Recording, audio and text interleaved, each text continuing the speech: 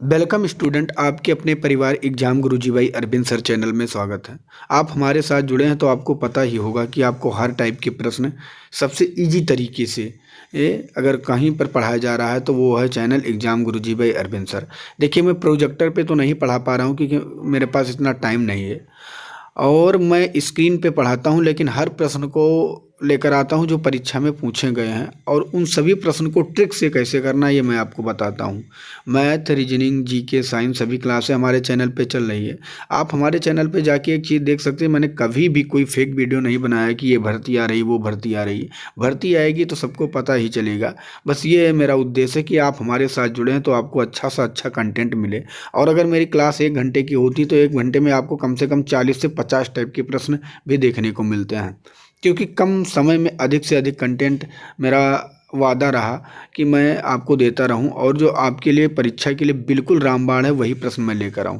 तो मैं आपसे यही रिक्वेस्ट करूंगा कि प्लीज़ चैनल पर नए हैं तो चैनल को अभी के अभी सब्सक्राइब कर लीजिए, वीडियो को लाइक ज़रूर कर देना मेरे दोस्त। तो चलिए हम प्रश्न की तरफ बढ़ते हैं। पहला प्रश्न आपके सामने, इसका उत्तर देना है आपको कि क्या होगा। अब यहाँ लिखा गया है 10 के पहले 10 गुणजों का औसत 55 है। यदि हर संख्या को 2 से विभाजित और 3 से गुणा किया जाए तो नया औसत क्या होगा। देखिए, 10 के पहले 10 गुणजों का औसत 55 है। यहाँ हर संख्या को जब कह दिया गया 2 से विभाजित किया जाए तो थोड़ा सा बच्चे कंफ्यूज हो जाएंगे, लेकिन इसमें कुछ करना नहीं है। अगर डायरेक्ट 10 गुणजों का औसत पहले 55 दिया गया है तो इसमें हर संख्या ही है, ठीक है, क्योंकि 10 गुणजों का औसत है तो यहाँ पे हर संख्या है, ये आपको पता है। 2 से विभाजित कहा गया था, 2 से विभाजित करना है और 3 से गुणा करने को कहा गया था, 3 से गुणा कर देना है। तो 3 पचे कितना होगा 15 और 3 पचे 15 कितना हो जाएगा 16। 165/2 अगर आप निकालेंगे तो 2 अट्ठे 16, 2 दूनी 4, 2 पंचे 10।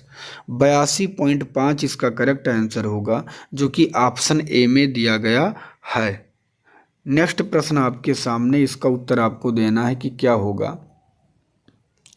किसी संख्या को 25% कम करने पर 225 प्राप्त होता है, उसमें कितने प्रतिशत की बढ़ोतरी की जाए ताकि 375 प्राप्त हो। ठीक है, देखिए यहाँ क्या कहा गया है, किसी संख्या में 25% कम करने पर 225 प्राप्त होता है, ठीक है, और उसमें कितने प्रतिशत की बढ़ोतरी की जाए ताकि 375 प्राप्त हो। देखिए, हर चीज़ अपने आप में क्या होता है, मैंने बताया 100, लेकिन अगर 25% कम करने पे क्या कितना हो गया 75, लेकिन यहाँ 25% कम करने पे कितना हो गया 225। तो हम कह सकते हैं कि 75 का मान 225 है। 75 का मान है 225, तो इसके नीचे हम क्या करेंगे 75/100, इसको काटेंगे 25 चाहिए 75, 25 चौका 100, 3 से काटेंगे 3 सत्ते 21, 3 पचे 15 और 75 चौका कितना हुआ, आप कहेंगे 300। कितना हो गया 300। अब यहाँ देखिए, हमें तो संख्या मिल चुका है, कितना है 300। संख्या हमें मिल चुका है 300। कितनी संख्या है 300, लेकिन हमें कितना करना है 375। तो कितना बढ़ाना पड़ेगा, आप कहेंगे 300 से 375 करने के लिए 75 बढ़ाना पड़ेगा। प्रतिशत ज्ञात करने के लिए सदैव 100 से मल्टीप्लाई करते हैं। किस पे बढ़ाना है 300 पे। तो इसको अगर हम काटते हैं तो कितनी बार में कटेगा, 4 बार में कटेगा। 75 से 300 4 बार में, 4 से 100 कटेगा 25 बार में, तो 25% बढ़ाना पड़ेगा, जो कि ऑप्शन ए में दिया गया है। ये इसका करेक्ट आंसर हो जाएगा। नेक्स्ट प्रश्न आपके सामने है, इसका उत्तर आपको देना है कि क्या होगा। एक घन का किराया 50% बढ़ा दिया गया है, तदनुसार उसके संपूर्ण पृष्ठीय क्षेत्रफल में कितने प्रतिशत की वृद्धि हो जाएगी। देखिए, यहाँ पे बच्चे जैसे घन देखेंगे तैसे उनका दिमाग थोड़ा सा हो अपडेट ये नहीं होगा, ये सोचेंगे कि इसमें फार्मूले लगेंगे। लेकिन मैंने आपसे एक बात बताया है कि ऐसे प्रश्न को चुटकियों में कैसे उड़ाना है। घन का अगर किराया 50% बढ़ा दिया जाए तो संपूर्ण पृष्ठीय क्षेत्रफल में कितने प्रतिशत वृद्धि होंगे। हर चीज क्या होता है, 100 होता है। 100 में 50 बढ़ा है तो 150 मल्टीप्लाई 150 बटा 100 कर देना है। मैं बार बार आपसे बताया हूँ। इसको काटेंगे 0 से 0, 15 15 यहाँ कितना हुआ 225। था कितना, कितना मैंने माना है 100, ठीक है, माना कितना है 100 और हो कितना गया 225। कितना बढ़ा तो 225 से 100 घटा देंगे तो 125% की वृद्धि हो गई है, जो कि ऑप्शन बी में दिया गया। बी इसका करेक्ट आंसर हो जाएगा। अगला प्रश्न आपके सामने, इसका उत्तर देना है। एक साइकिल के पहिए की त्रिज्या 70 सेंटीमीटर है। 10 चक्कर पूरे लगाने में यह कितनी दूरी तय करेगी। देखिए बहुत ही सरल प्रश्न है। पहिए की त्रिज्या दिया गया 70 सेंटीमीटर है। अगर मतलब ये है पहिया और इसकी त्रिज्या है ये जो है ये है 70 सेंटीमीटर, ठीक है। अगर आपसे ये पूछा गया, पहले आपको ये बताना ये पहिए की जो चारों तरफ है ये कितनी इसकी लंबाई है और इसका पता चल जाएगा। उसको हम 10 से मल्टीप्लाई कर देंगे, हमारा आंसर आ जाएगा। देखिए इसको ज्ञात करने के लिए हमें क्या करना होता है, परिधि निकालना होता है। परिधि का फार्मूला होता है 2πr, ये आपको पता है, ठीक है। इतना याद कर लेना, ज़्यादा और कुछ नहीं याद करना। अब देखना 2 लिखना है, पाई का मान कितना होगा 22/7। आर कितना दिया गया है, आर त्रिज्या 70 है तो 70 कर देना है, बस आपका आंसर लग चुका है। ये टोटल एक बार का आ जाएगा, लेकिन कितने चक्कर लगाता है 10, तो 10 कर देना है। यहाँ आप एक चीज़ देखिएगा, यहाँ अगर आप देखेंगे तो आपको ये पता चल गया होगा कि आंसर सभी मीटर में है, लेकिन आपका जो दिया गया है ये किस में है, सेंटीमीटर में। सेंटीमीटर को मीटर करने के लिए क्या करते हैं, 100 से हम भाग दे देंगे, हमारा ये मीटर में हो जाएगा, बस। अब देखिए 0 से 0 कट गया, 0 से 0 कट गया, 7 से 7 कट गया, 22 दूना कितना हुआ 44, केवल बचा 44 मीटर हो जाएगा, जो कि डी में दिया गया। डी इसका करेक्ट आंसर हो जाएगा। अब देखिए इस प्रश्न को कैसे हम हल करेंगे। 4 वर्ष पहले रुक्मणी और बिनू की आयु का अनुपात 2:3 था। अब से 4 वर्ष पश्चात यह अनुपात 5:7 हो जाएगा, तो बिनू की वर्तमान आयु क्या होगी। इस प्रश्न को अगर हल करेंगे तो बहुत ज़्यादा टाइम लगने वाला है, ठीक है, और फिर आप कहेंगे बहुत समस्या हो गई। ऐसे प्रश्न को मैंने बताया कि कैसे ऑप्शन द्वारा करना है। यहाँ किसी का पूछा गया है बिनू का, बिनू की वर्तमान आयु बताओ। अब देखिए बिनू की वर्तमान आयु, और यहाँ देखिए बिनू पीछे है। 4 वर्ष पहले बिनू का रेशियो में कितना था 3, तो अगर यहाँ 42 है, 42 से अगर 4 घटाएंगे क्या होगा 38, ठीक है, और 54 से घटाएंगे तो क्या होगा 50, और 52 से घटाएंगे तो क्या होगा 48, और 60 से घटाएंगे तो कितना हो जाएगा, अगर 60 में 4 घटाएंगे तो हो जाएगा 56। अब देखना है 3 से क्या 38 कट रहा है, आप कहेंगे नहीं कट रहा है, तो ऑप्शन ए नहीं होगा। 50 कट रहा है, नहीं कट रहा है, नहीं होगा। 48 क्या कट रहा है, आप कहेंगे कट रहा है, ये हो सकता है। क्या 60 कट रहा है, नहीं कट रहा है, तो नहीं होगा। बस यही करना था आपको, ठीक है। आपका आंसर आ चुका है ऑप्शन नंबर सी। चलिए और सटीक करने के लिए आपको ये पता होगा 4 वर्ष पश्चात उनकी आयु 5:7 हो जाती है। 4 वर्ष पश्चात मतलब 52 अगर वर्तमान है और 52 में 4 जोड़ेंगे तो कितना हो जाएगा 56, और बीनू की यहाँ कितना हो जाता है 7, तो क्या 7 से 56 कट रहा है, कट रहा है। 3 से आपका 48 कट रहा है, कट रहा है, तो इसका correct answer option number C सही हो जाएगा। सिर्फ देखना है और समझना है करना क्या है, और आप इसका उत्तर निकाल पाएंगे। मैं इसलिए ट्रिक बताता हूं क्योंकि टाइम बहुत कम होता है, फिर बाद में पछताना पड़ेगा अगर एक्स मान के आप करेंगे। एक्स वाली बात है तो मैं पूरा एक्स में भी हल करवा दे रहा हूं, ठीक है, जैसी आपकी मर्जी। आप बताइएगा, मैं पूरा एक एक बेसिक स्ट्रक्चर के क्लास में ऑलरेडी एक ले चुका हूं, उसको अपलोड कर दूंगा, आप देख लीजिएगा, या आप हमारी पिछली वीडियो देख सकते हैं। नेक्स्ट प्रश्न आपके सामने, इसका उत्तर देना है। यदि पिता की आयु में उसके पुत्र की आयु को दोगुना जोड़ा जाए तो योगफल 70 है। यदि पुत्र की आयु में पिता की आयु को 2 गुना जोड़ा जाए तो योगफल 95 होता है। तो पिता एवं पुत्र की आयु क्या है? देखिए ये भी प्रश्न अगर यक्स मानेंगे तो टाइम लगेगा। है बहुत ही प्रश्न इजी, लेकिन हम बताएंगे कैसे करना है। यहाँ देखिए उसके पुत्र की आयु को दुगना जोड़ा जाए, किसमें? पिता की आयु में, तो कितना हो जाता है? 70। अब यहाँ देखिए अगर मैं पहला ऑप्शन लेता हूँ, पुत्र की आयु 12 है और पिता की है 28। 28 तो है ही, और 12 में 2 गुना जोड़ा जाए तो 12 दूना कितना हो गया? 24। क्या ये जोड़ने पे 70 प्राप्त होता है? आप कहेंगे नहीं हो रहा है, तो ऑप्शन गलत।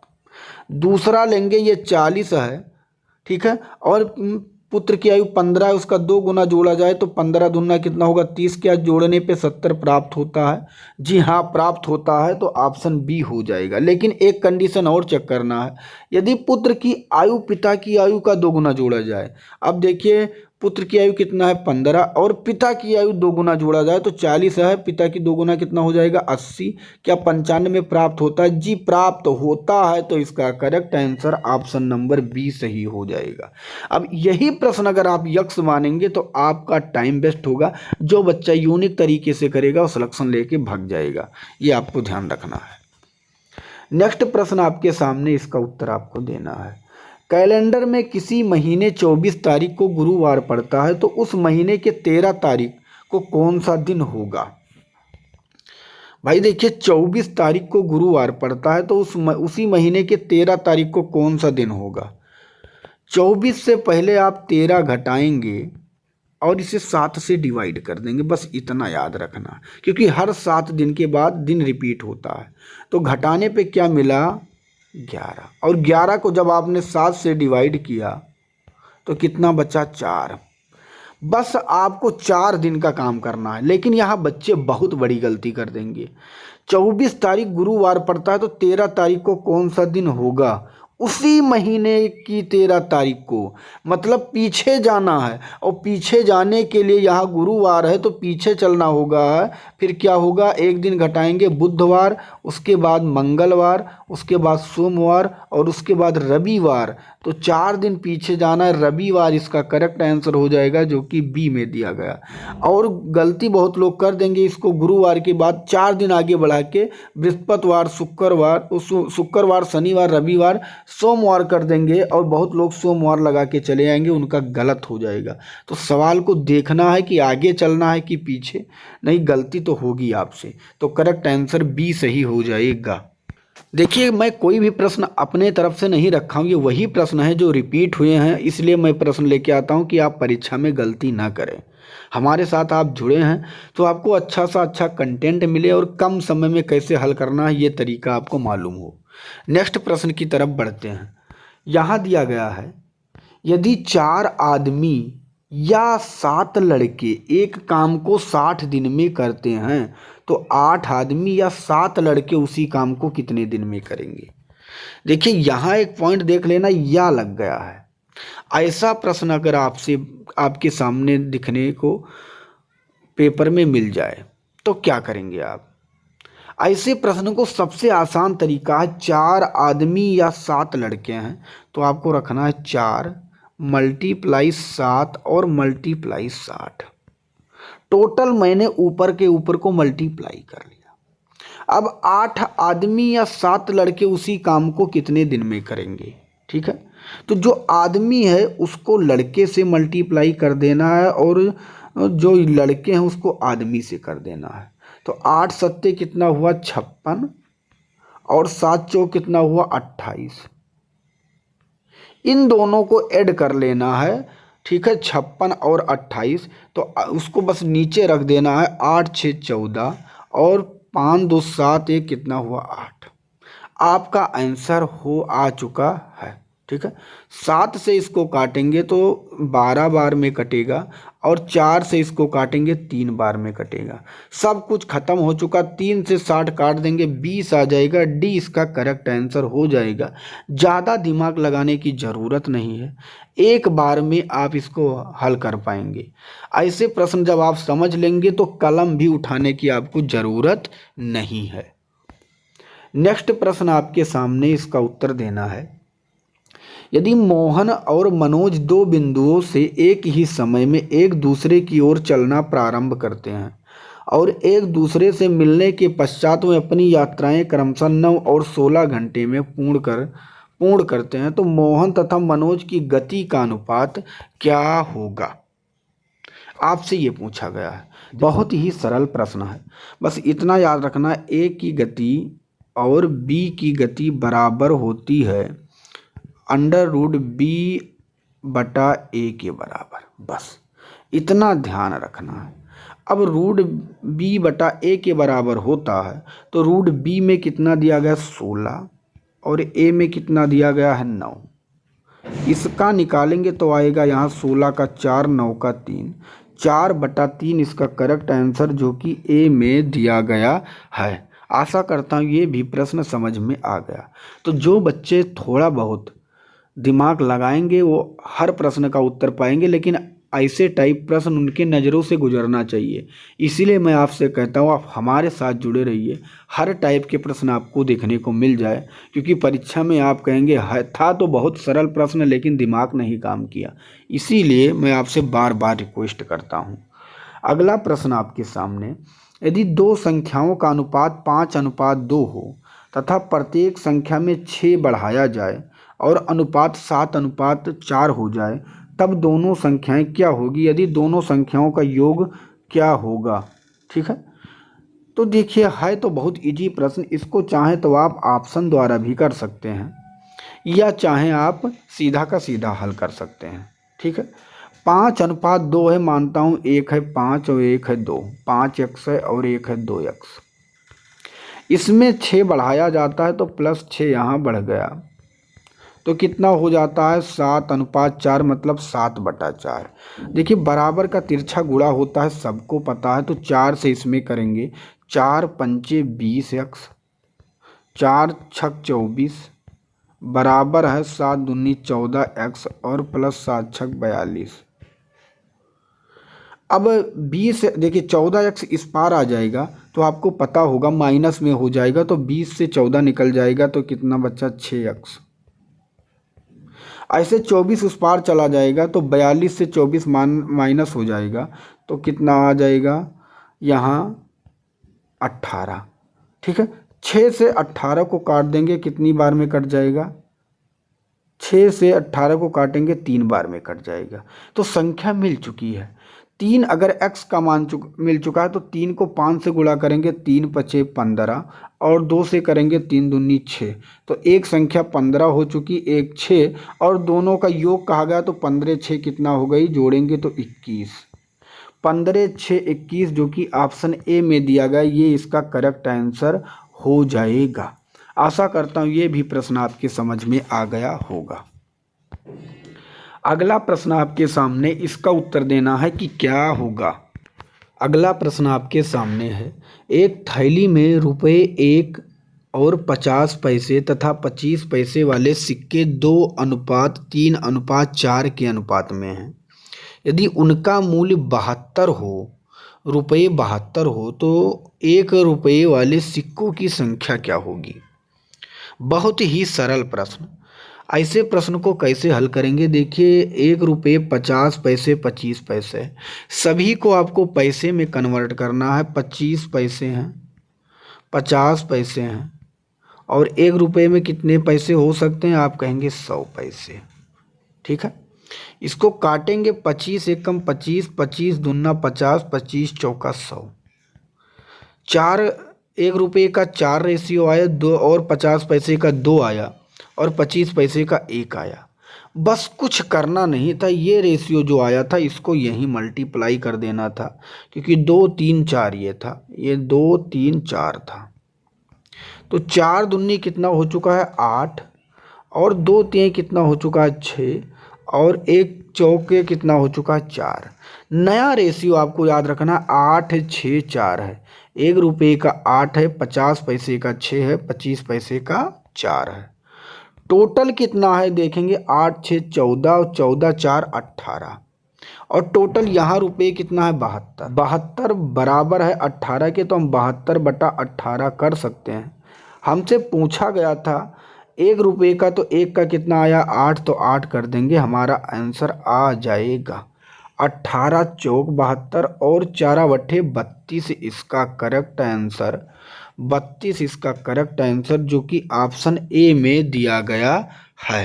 आगे बढ़ने से पहले मैं आपको बता दूं, अगर आप रेलवे की तैयारी कर रहे हैं, RRB, NTPC, RPF, SI, ALP technician, तो एक ई बुक मैंने लॉन्च किया है जिसमें जीके और विज्ञान में फिजिक्स, केमिस्ट्री, बायोलॉजी और प्लस गणित के वही प्रश्न सभी कवर किए गए हैं जो अब तक परीक्षा में पूछे गए हैं, और उसी को टॉपिक वाइज प्लस कलरफुल ई बुक तैयार किया गया है। अगर इस ई बुक को आप लेना चाहते हैं तो अभी आप डिस्काउंट पे ले सकते हैं, और इसके लिए आपको क्या करना होगा, आपको मैं बता रहा हूँ, जो नंबर 89 48 66 76 52 इस नंबर पे आप व्हाट्सएप करके, ठीक है, जानकारी ले सकते हैं कि कैसे आपको ई बुक मिलेगी। अगर आपको सिलेक्शन लेना है तो मैं बार बार कह रहा हूँ, इस ई बुक को आप ज़रूर परचेज कर लीजिए। अभी मैं डिस्काउंट में आपको इसे 39 रुपये में दे रहा हूँ, बाद में इसका रेट 100 रुपये हो जाएगा। ये लगभग 400 पेज की ई बुक है, तो प्लीज़ इस ई बुक को आप ज़रूर बाई करें अगर आपको सिलेक्शन लेना है तो। अगला प्रश्न आपके सामने है, इसका उत्तर आपको देना है। 2 ट्रेनों के चालों का गुणनफल 150 किलोमीटर घंटा है। चालों का अंतर 20 किलोमीटर घंटा है। एक स्थान से दूसरे स्थान पर पहुंचने में लगे समय का अंतर 3 घंटा है, तो दोनों स्थानों के बीच की दूरी क्या होगी। ये तो पूरा आपका फार्मूला ही रख दिया है, इसमें तो कुछ करने की ज़रूरत नहीं। जो आप अगर हमारे सभी क्लास को देखे होंगे तो आपको पता ही चल गया होगा कि दोनों का गुणनफल ऑलरेडी अगर है 150 है, और नीचे कितना होता है उसका अंतर कितना दिया गया 20, और टोटल जो घंटे लगे हैं 3, तो हम 3 कर देंगे बस। 0 से 0 कट जाएगा, 15 तियाँ हो चुका है 45, और 45/2 क्या होता है, अगर करेंगे या उसका आधा, तो 22.5 जो कि ऑप्शन ए में दिया गया, ये इसका करेक्ट आंसर हो जाएगा। इसमें तो कलम बिल्कुल भी उठाने की ज़रूरत नहीं थी। अगला प्रश्न आपके सामने, इसका उत्तर देना है। राम तथा लक्ष्मण किसी दूरी को 5 तथा 8 किलोमीटर घंटा की चाल से तय करते हैं। यदि राम लक्ष्मण से 15 मिनट ज़्यादा समय लेता है तो प्रत्येक द्वारा तय की गई दूरी कितने किलोमीटर है। फिर बहुत इजी प्रश्न बन चुका है। 8 किलोमीटर और 5 है, तो 8 × 5 करेंगे, इनका अंतर कितना है, तो 8 से 5 निकालेंगे, क्या होगा 3, तो 3 करेंगे, ठीक है। टोटल कितना टाइम लेता है, 15 मिनट ज़्यादा लेता है। 15 को घंटे में बदलने के लिए 15/60 कर देंगे, आंसर लग चुका है। 15 से 60 को काट देंगे 4 बार में, 4 को 8 काट देंगे 2 बार में, तो ऊपर कितना हुआ 2 पंचे 10/3 इसका करेक्ट आंसर। 10/3 कहाँ दिया गया, ऑप्शन नंबर ए में देखिए, 3 त्रिका 9 1 10/3 लिखा है, तो ये इसका करेक्ट आंसर हो जाएगा। सिर्फ सवाल को देखना है कह क्या रहा है, बस हर प्रश्न को चुटकियों में उड़ा देना है और समझना है जब तक आप समझेंगे नहीं। अब देखिए, समझने के लिए प्रैक्टिस बहुत ज़्यादा ज़रूरी है, इसमें भी आपको कलम उठाने की ज़रूरत नहीं थी, लेकिन अगर आप अभी कलम उठा रहे हैं तो हमारे साथ जुड़े रहेंगे तो धीरे धीरे कलम चलाना ही बंद कर देंगे। अगला प्रश्न आपके सामने, इसका उत्तर देना है। एक रेलगाड़ी एक निश्चित दूरी को 30 किलोमीटर घंटा की चाल से तथा लौटते समय 40 किलोमीटर घंटे की चाल से तय करती है। इस पूरी यात्रा में 5 घंटे समय लगता है, तो तय की गई कुल दूरी कितनी होगी। अब देखिए इसमें करेंगे क्या, जब ऐसा प्रश्न पूछ लिया जाए कि कितने, मतलब टाइम दे दिया जाए इतने घंटे में तय की गई दूरी कितना है, तो यहाँ है 40, यहाँ है 30, तो आपको मैंने बताया था इसमें a × b कर देना है, तो 40 × 30 है, और दोनों का योग कितना है 70। ये निकलेगा 1 घंटे का एवरेज, और हमें निकालना है 5 घंटे का, तो × 5 कर देंगे बस। इस 0 से 0 काट देंगे, 4 × 12 120, ठीक है। 120 को हम 5 से करेंगे तो 12 × 5 = 60, 600/7 इसका करेक्ट आंसर। इसको काट के छोटा भी आप कर सकते हैं, तो काटेंगे कितना आएगा 7 × 8 = 56, यहाँ 8 आया, कितना बचा 4 और फिर 40 यहाँ होगा, 7 पच्चे 35, 85 पॉइंट कुछ जाएगा, जो कि ऑप्शन बी में दिया गया है।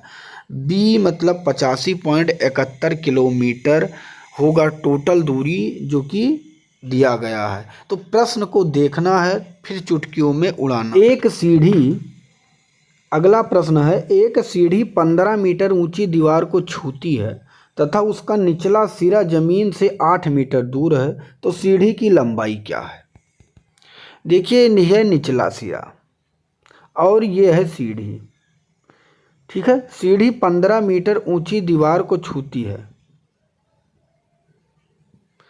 देखिए, ये है सीढ़ी दोस्त, ये जो मैं बना रहा हूँ ये है सीढ़ी और ये है दीवार। दीवार कितना है? 15 मीटर, तो 15 मीटर रखिएगा आप।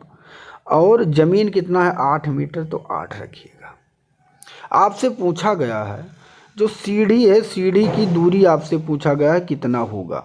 जब सीढ़ी की दूरी पूछा जाए, मतलब ये कण होता है, और कण ज्ञात करने के लिए क्या फार्मूला होता है सभी को पता है, ठीक है, कि लंब जो होता है इसे लंब कहते हैं, और आधार का स्क्वायर करके प्लस कर देते हैं। मतलब इसका फार्मूला होता है, यल से समझिए लंब का स्क्वायर और प्लस आ से मतलब आधार का स्क्वायर। इसका मतलब होता है ये निकल आएगा आपका कण का। कण क्या है? ये वाला रूट।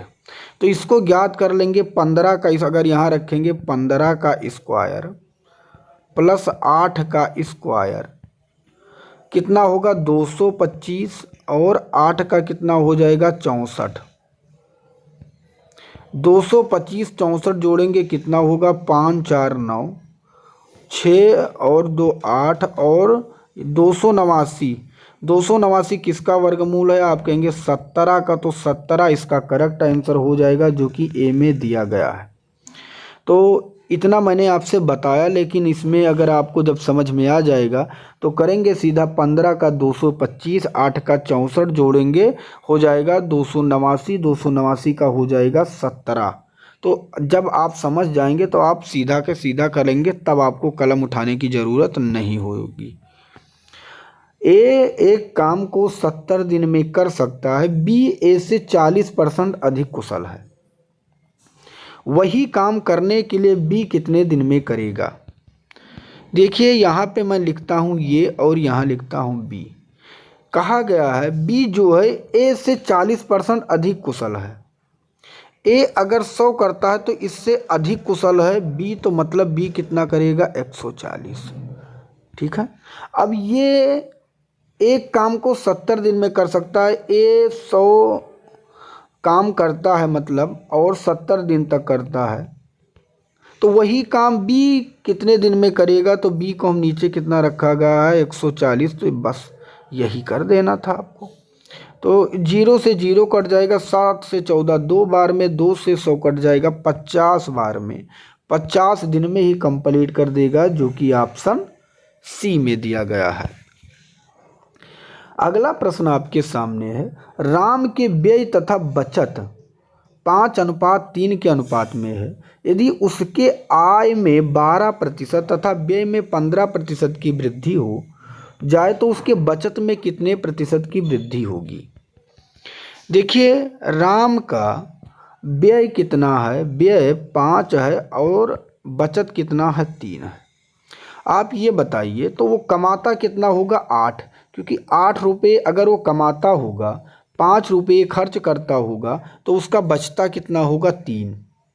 अब उसकी आय में 12%, आय में 12%। देखिए, जब छोटी छोटी संख्या कटने में समस्या हो तो इसको बड़ा कर लीजिए। बड़ा कैसे करेंगे? यहाँ 80 या सीधा 800 कर लीजिए, सभी जगह बढ़ा लीजिए। यहाँ 500 कर लीजिए, यहाँ 300। इससे क्या होगा? अब काटने में समस्या नहीं होगी।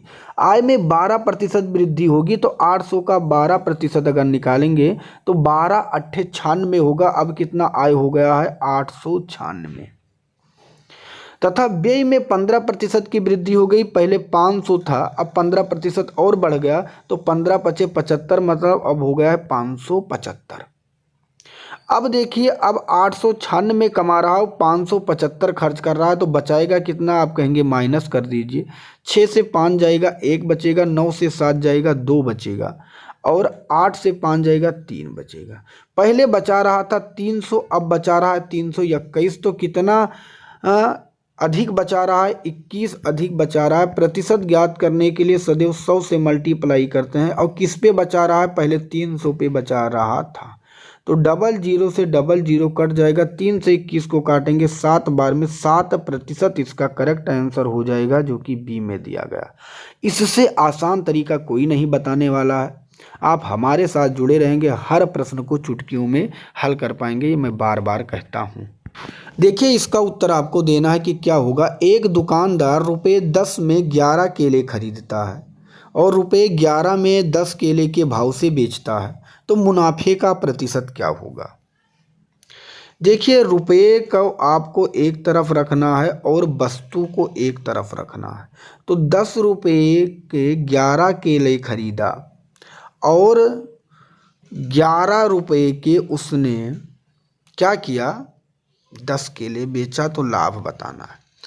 ऐसे में क्या करना है? जो आपको वस्तु दिया गया उसको बराबर करना है। यहाँ 11 है, यहाँ 10। इसको बराबर करने के लिए आपको क्या करना है? यहाँ कर दीजिए 10 से मल्टीप्लाई और यहाँ कर दीजिए 11 से। अब यहाँ 11 दाहमा 110 हो गया, यहाँ 110 हो गया। अगर आपने यहाँ 10 से मल्टीप्लाई किया तो आपको पता होना चाहिए 10 से यहाँ भी करेंगे, और आपने यहाँ 11 से मल्टीप्लाई किया है तो आपको पता होना चाहिए 11 से यहाँ भी करेंगे। अब यहाँ 10 को 10 से करेंगे, 10 दाहमा कितना हो गया? 100, और 11 गिरा यहाँ कितना हो गया? 121। बस वस्तु तो बराबर है, यहाँ 110 है, यहाँ 110, मतलब 100 की वस्तु 121 में बेचा। अब आप ये बताइए, 100 की वस्तु 121 में बेचा तो 21% का लाभ हो गया, जो कि ए में दिया गया है। ये इसका करेक्ट आंसर हो जाएगा। अगला प्रश्न आपके सामने, इसका उत्तर आपको देना है कि क्या होगा। एक बल्लेबाज का 20 पारियों का औसत 42 है। यदि अगली पारी में वह 84 रन बनाकर आउट हुआ है तो उसका नया औसत क्या होगा? बहुत ही सरल प्रश्न है। जब आपको बल्लेबाजी में पारी की बात करें और अगली पारी में जैसे कह दिया गया, पहले इसका औसत कितना था? 42, अब 84 रन बनाकर आउट हुआ है, तो आपको सबसे पहले इस 84 रन को, जो टोटल एवरेज है, उसको निकाल देना है। घटाएंगे तो कितना मिलेगा? 4 से 2 निकालेंगे 2, 8 से 4 निकालेंगे 4, 42। ठीक है। अब देखिए, अगली पारी, पहले कितनी पारी थी? 20। अगली पारी मतलब एक पारी और जुड़ गई, कितनी होगी? 21। तो 21 से 42 को काटेंगे तो कितना हुआ? 2 एवरेज और आपका जुड़ जाएगा। पहले 42 एवरेज था और 2 और हो चुका है, क्योंकि जो रन और बना तो 2 एवरेज और जुड़ा तो 42, 2 हो जाएगा 44, जो कि ऑप्शन ए में दिया गया है।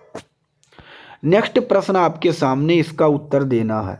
√7 माइनस √5, दूसरा है √5 माइनस √3, तीसरा है √9 माइनस √7 और √11 माइनस √9 में सबसे बड़ी संख्या कौन सी है? अब देखिए, इसमें बहुत से लोग बहुत बड़े बड़े टाइप के फार्मूले बताएंगे। देखिए, प्रश्न वही आपको देता है, कभी भी आप परीक्षा में जाएंगे, जो हर प्रश्न सेकंडों में हल होने वाला होगा तभी वो देगा। आपको नहीं पता है तो आप बेसिक रूल लगा के अपना टाइम बर्बाद करेंगे। ठीक है। अगर ऐसे प्रश्न आ जाएं तो अंतर देखना है। √7 √5 का अंतर √2 होगा, √5 √3 का अंतर 2 होगा, √9 √7 का अंतर 2 है। अगर सभी का अंतर समान है तो इसका जो योगफल होगा, 7 5 कितना हुआ? 12, 5 3 कितना हुआ? 8, 9 7 कितना हुआ? 16, 11 9 कितना हुआ? 20। जिसका योगफल बड़ा होगा वो संख्या छोटा है, और जिसका योगफल छोटा होगा वो संख्या क्या है? बड़ा है। तो पूछा गया है बड़ी संख्या, तो योगफल किसका छोटा है? यहाँ 12 है, यहाँ 8 है, यहाँ 16 है, यहाँ 20। तो √5 और √3 जोड़ेंगे तो √8 होता है। इसका योगफल छोटा बन रहा है, तो ये सबसे बड़ी संख्या हो जाएगी, जो कि ऑप्शन बी में दिया गया है। आशा करता हूँ इस टाइप के प्रश्न आएंगे तो आप चुटकियों में हल कर पाएंगे। चैनल पे नए हैं तो प्लीज़ चैनल को सब्सक्राइब कर लीजिएगा, क्योंकि आपके सब्सक्राइब करने से, वीडियो शेयर करने से मोटिवेशन आता है और डेली इसी टाइप के क्लास लाने का मन करता है। देखिए अगला प्रश्न है, वह संख्या कौन सी है जिसके 1/5 भाग में 4 की वृद्धि और उसके 1/4 भाग में 10 की कमी के बराबर हो। 1/5 मतलब x/5 में 4 की वृद्धि मतलब 4 की वृद्धि, और 1/4 भाग में मतलब x/4 भाग में 10 की कमी, तो 10 की कमी कर दीजिए। बस आपका आंसर आ चुका है। देखिए हम करेंगे क्या इसी प्रश्न में, x को एक तरफ कर लेंगे, और तो अगर मैं इस पार इसको लेकर जाता हूं तो क्या हो जाएगा, x/4 माइनस का जब उस पार जाएगा तो x/5 होगा। देखिए अब क्या हुआ, ऐसे यहाँ 4 तो था, माइनस का इस पार 10 आया तो प्लस का 10 हो गया, तो 4 और 10 कितना हो जाएगा, 14। तो हम डायरेक्ट 10 और 4 लिख सकते हैं 14। इसको हल कर देंगे, 4 5 का लासा होता है कितना, 20, तो यहाँ रखेंगे 20। 4 पंचे तो 5x होगा, 5 चौक 4x होगा। इसका अंतर कितना आया था, 14, तो 14 रख देना है। 5x से 4x निकल जाएगा तो कितना बचेगा, आप कहेंगे यहाँ लिखता हूँ, समझ गए होंगे, x/20 बराबर 14।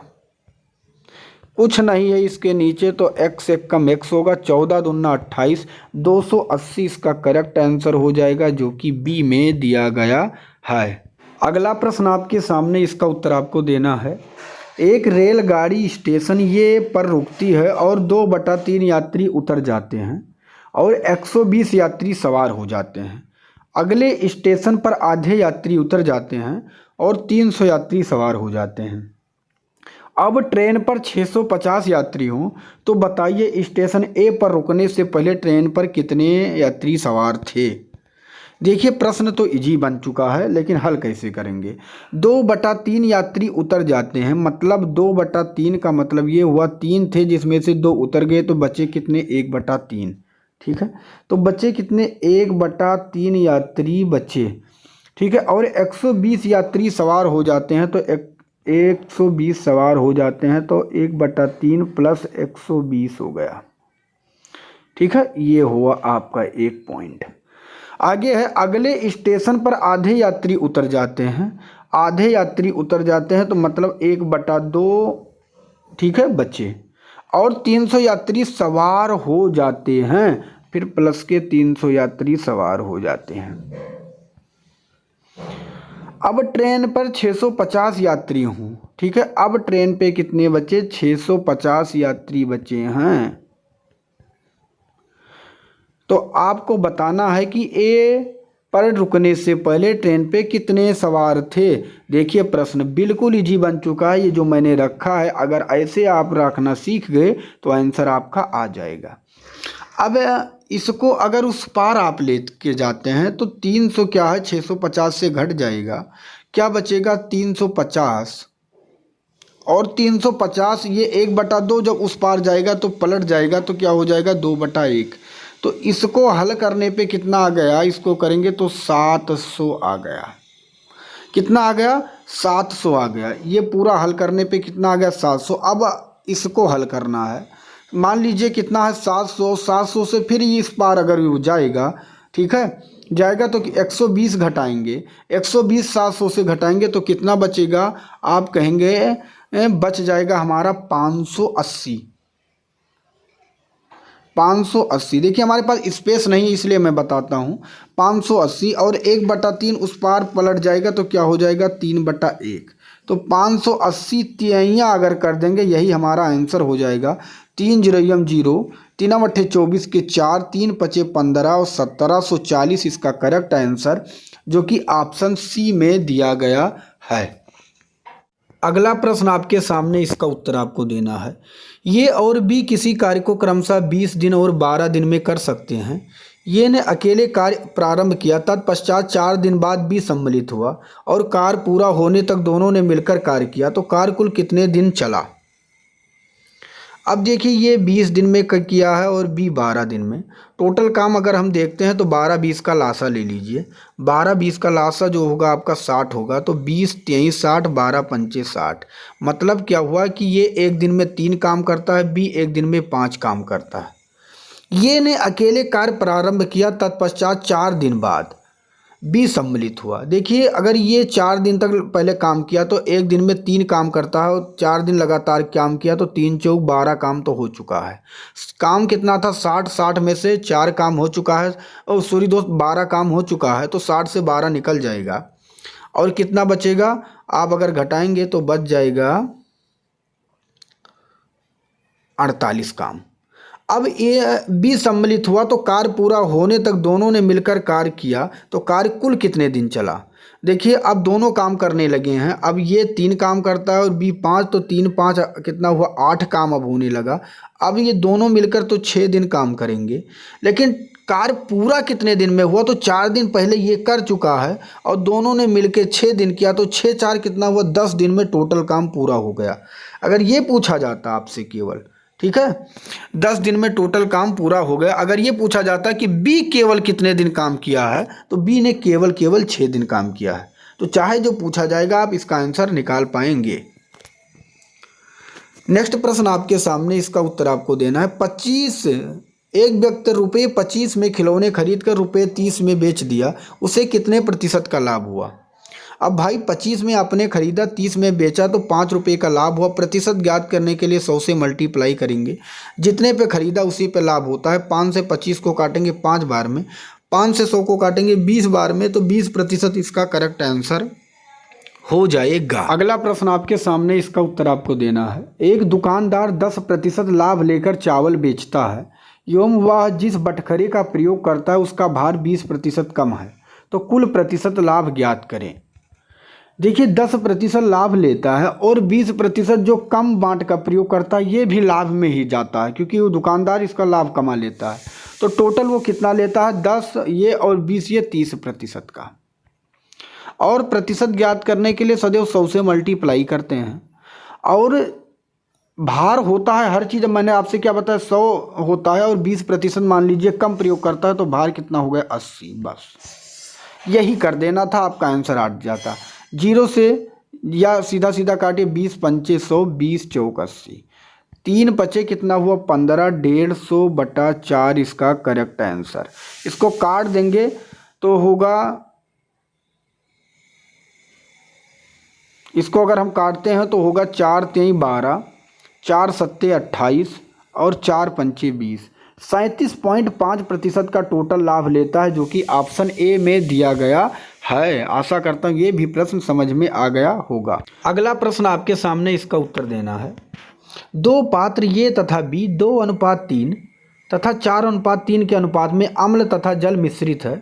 इन दोनों मिश्रणों को किस अनुपात में मिलाया जाए कि नए मिश्रण में आधा अम्ल और आधा जल हो जाए। देखिए 2 और 3 है, ऐसे रेशियो को आप इस तरह लिखना है, जब भी कभी ऐसा कहा जाए तो 2 लिखना है और 2 3 कितना हुआ 5। ऐसे 4:3 है तो 4 लिखना है और 4 3 कितना हुआ 7। आधा अम्ल और आधा मिश्रण मतलब 1:1 में हो जाए तो मतलब कैसे लिखना है, 1 लिखना है और 1 में जोड़ना है 1/2। बस आपका आंसर आ चुका है। यहाँ कितना है 5, यहाँ कितना है 7, यहाँ कितना है 2। इसको 5 2 7 को क्या करना है, आपको लासा लेना है 5 7 2 का। 5 7 2 का लासा जो आएगा आपका, वो लासा होगा 70। अब 70 को कहाँ से, यहाँ भी मल्टीप्लाई कर देना है, यहाँ भी 70 मल्टीप्लाई कर देना है और यहाँ भी 70 मल्टीप्लाई कर देना है। तो जब यहाँ काटेंगे 5 से 14 बार में, 14 दूना क्या हो जाएगा 28। ऐसे इसको काटेंगे 7 10 70, 10 चौक कितना हो जाएगा 40। ऐसे इसको काटेंगे क्या हो जाएगा 35। बस आंसर आ चुका है। 40 से 35 घटाएंगे 5 बचेगा, और 35 से 28 घटाएंगे, यहाँ प्लस माइनस नहीं होता है 7 होगा। 5:7 इसका करेक्ट आंसर हो जाएगा, जो कि ऑप्शन ए में दिया गया है। अगला प्रश्न, एक पिरामिड के आधार का क्षेत्रफल 57 वर्ग सेंटीमीटर और ऊंचाई 10 सेंटीमीटर है, तो उसका आयतन क्या होगा। देखिए पिरामिड का अगर आयतन कभी भी पूछा जाए तो 1/3 मल्टीप्लाई उसका आधार और मल्टीप्लाई उसके ऊंचाई का क्षेत्रफल ही आंसर होता है। तो हम क्या करेंगे, यही रख देंगे। 1/3 आधार कितना है 10, ऊंचाई कितना है 57, यही काट लीजिए आंसर आ जाएगा। 3 से 57 को काटेंगे, 3 एकम 3, 3 नवा 27, 19 दहम्मा 190 इसका करेक्ट आंसर जो कि ऑप्शन सी में दिया गया है। नेक्स्ट प्रश्न आपके सामने है, इसका उत्तर आपको देना है कि क्या होगा।